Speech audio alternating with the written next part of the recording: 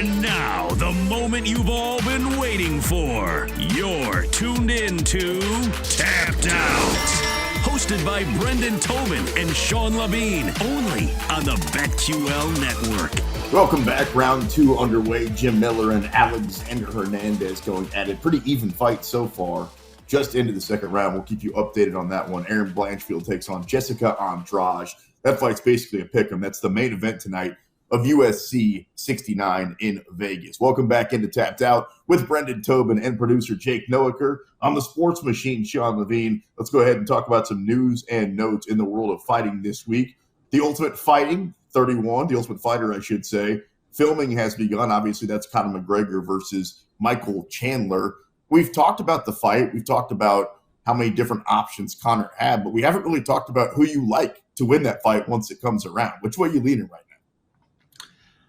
I got to lean Michael just because I don't know what Conor we're getting. I mean, he hasn't won very much recently, and the thing that really worries me the most, honestly, more than anything, it's not a question of does Conor have the ability to beat Michael Chandler. I don't think Michael Chandler's a juggernaut. I definitely think he's beatable, but it's the health, man. It's what is Conor going to be like coming off a broken leg and seeing his leg snap like that.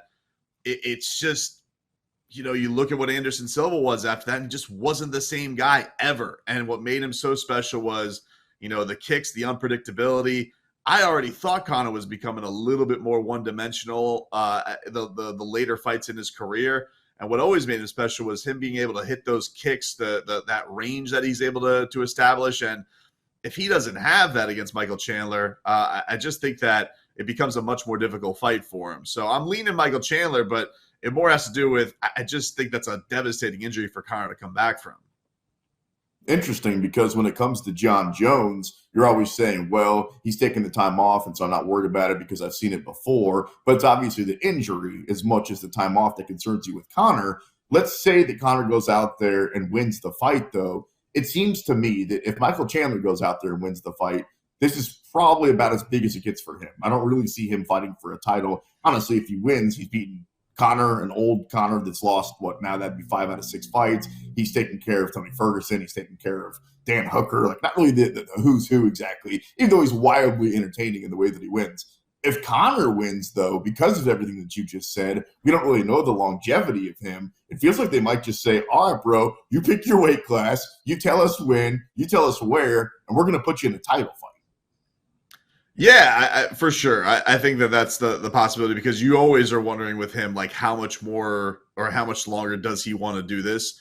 You know, he's not old, but he's also not young. Like, he's kind of in that mode of, like, it could go either way. It's felt for a while like he, you know, just doesn't have the same drive for this. And I've always thought that, you know, the bigger Conor is, the less special that he is as a fighter. But if you can get one more title fight out of Conor, that's big business. Of course, the UFC is going to try and make their move to get in there and do it. It's just a question of, you know, is he good enough to beat a guy like Michael Chandler? Michael Chandler, though he hasn't got his hand raised, look, he's been competitive every single fight. It's not like he's, you know, a Tony Ferguson of late where he's getting blown out every single fight, or, you know, on the tail end of Tyron Woodley. Like, I think Michael Chandler has a lot of fight in him still.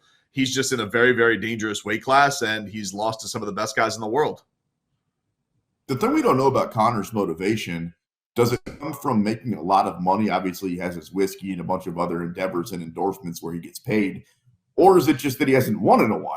Because when he was winning, he was literally as motivated as any fighter that we've ever seen when it came to training, when it came to smack talking, when it came to stepping into the octagon, when it came to promoting. But when he was losing, all of a sudden, he kind of had to put on a character, if you will. So I'm very curious to see what Conor we get. Speaking of comebacks, John Jones, 2 weeks from tonight, steps back into the octagon. I think you're going to kind of start to feel it. I couldn't sleep the other night, and I was thinking to myself, yo, John Jones is finally coming back. We've been waiting for this now literally for 3 calendar years. And he was talking about DC earlier in the week, saying, if DC's the guy commentating the fight, I don't care. If he comes in and raises my hand afterwards, you tell me. I don't really like this kumbaya stuff. I like the way that DC handled it, where he's like, look, man, you don't have to tell me that I can call the fight, because I know I can call the fight. These guys are supposed to always hate each other. Well, that's the thing that I found funny about it, is, like, it seems like a nice thing that you're saying, But it's really not like, oh, I need permission to call the fight. Well, thanks, John. I didn't realize that I You needed ain't my permission daddy.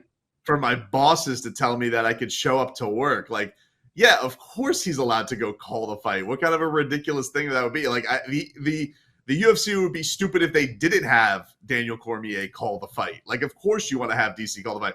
If anything, if DC's got one more left in him after this one, like just call him out there in the octagon while he's there calling the fight. I mean, that would be it would be stupid not to have Daniel Cormier there all week promoting this thing. Dude, what? You don't really think that would happen, right? And you don't really think DC would. Yeah, DC accepts and he throws off the headset and he walks in there like Lesnar did. Oh my God, you give me the goosies. You give me the goosies. I got the goosies. Stop getting me excited.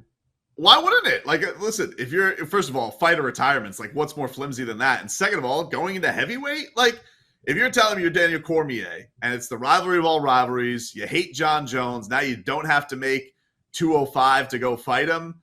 Yeah, I would definitely, I definitely think that would be a possibility. I think the more likely thing is he probably fights Stipe, but I don't rule it out that that's something like that could happen, especially if there's some smack talk during the week. If it gets a little bit feisty, I didn't buy this kumbaya stuff at all. Smell a rat of that.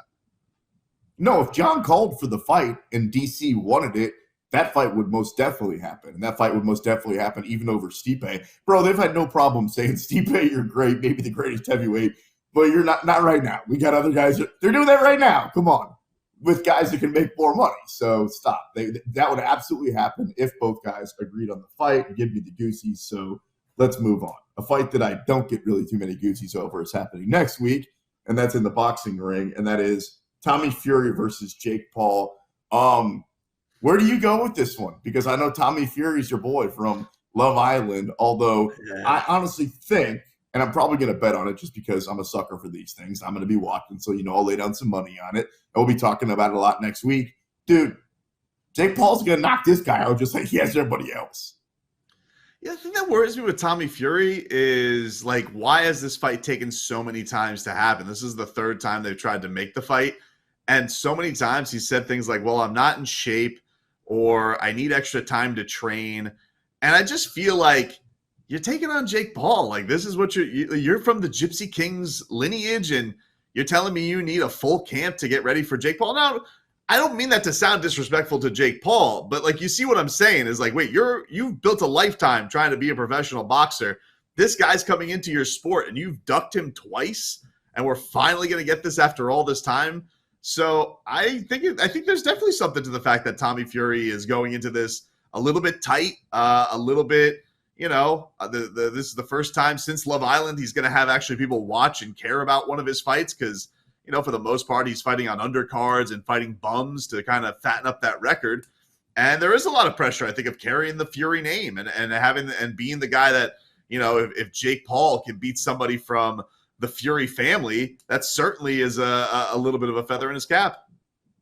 Well, the lineage you talk about, that's what it is. You got half the lineage, so, whatever. And, I mean, the better looking side, let's be honest. And on top of that, the bums you're talking about, Jake Paul's probably better than all those dudes. Not as experienced. Those guys are quote-unquote professional boxers who have these records. They ain't that good. I've seen this guy fight. He's a scrub, I'm telling you. And I bet that Jake Paul knocks him out in like 3 rounds. It doesn't even take that long.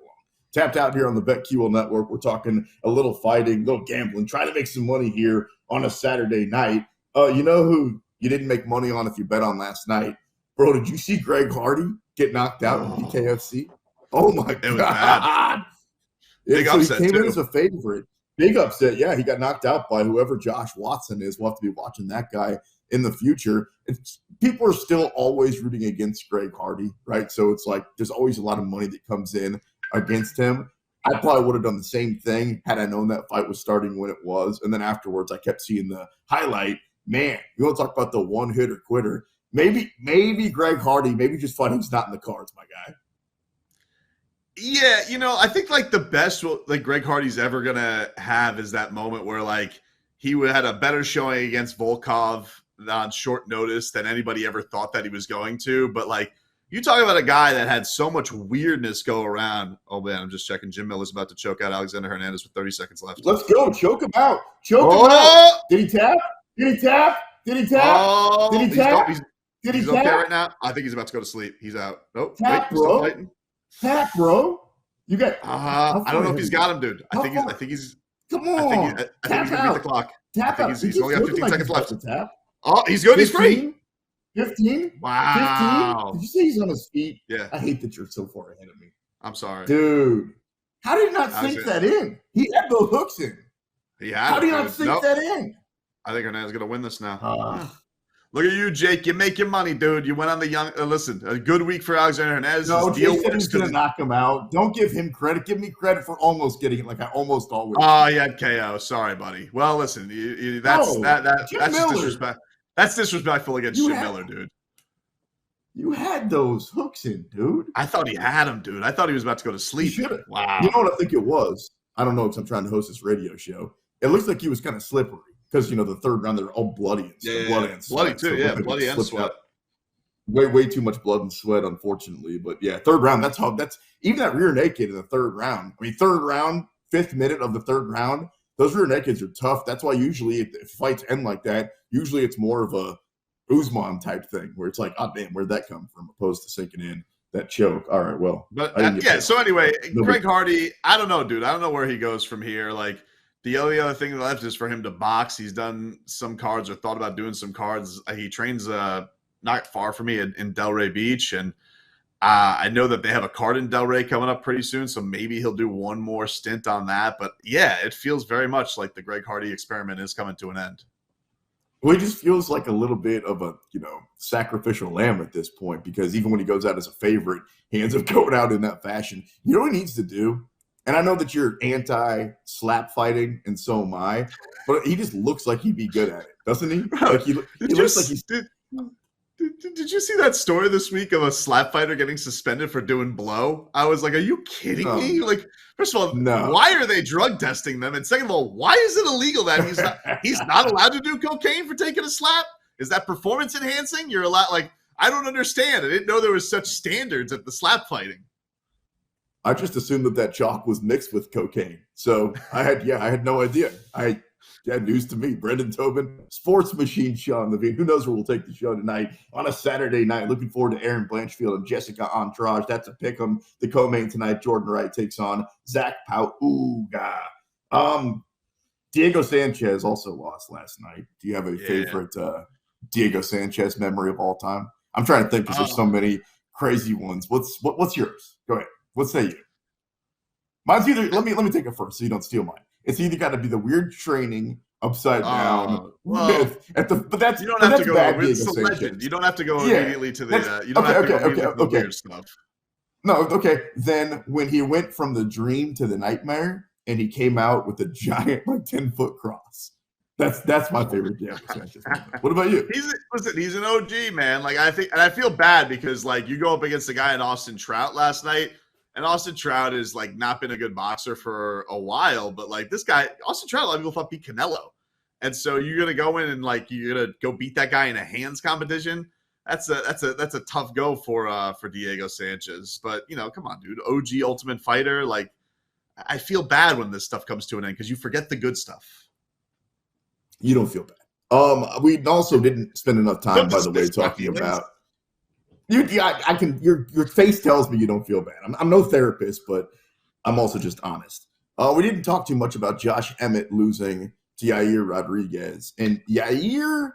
I've always kind of thought Yair had the potential to be that dude. Obviously, now he's the champion. Do you think Yair could beat Volkanovski? Oh, I think he's definitely got a shot because he's so unorthodox and he's hard to prepare for.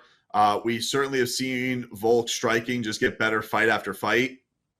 But it's hard. I think Emmett told us this. It's hard to prepare for a guy like that. And you just saw the angles of the elbows that he comes with. He'll throw spinning kicks at any time. He'll give you a flying knee. That unpredictability is so hard. Now, the worst we've probably ever seen Yair look is a guy in Frankie Edgar who could take you down and just pummel you. And certainly Volkanovski has the skill set to do that. So he cannot allow himself to get taken down by Alexander Volkanovski. But when you have that kind of versatility in your striking, I think you definitely have a shot. And he was magnificent against Josh Emmett. Tough for a guy, our guy, because we like Josh a lot, but Yair is he's a different animal with some of the stuff he's able to pull off in that octagon. Well, he didn't look great, to be fair, against Zombie, I didn't think. And then he pulled out the most unlikely, craziest, blind backwards elbow with 1 second left in the fight that the UFC has ever seen. So that's the thing about Yair is some guys, we say the old adage is, he's not out of the fight until it's over. With Yair, I've seen fights where I didn't think he looked great, and then he ended up getting his hand raised, just like he did against Josh Emmett. We've got a bunch of fights coming up right around the corner. Who's BT got? How are we going to make some money? We talk about it next. You're locked into the BetQL Network.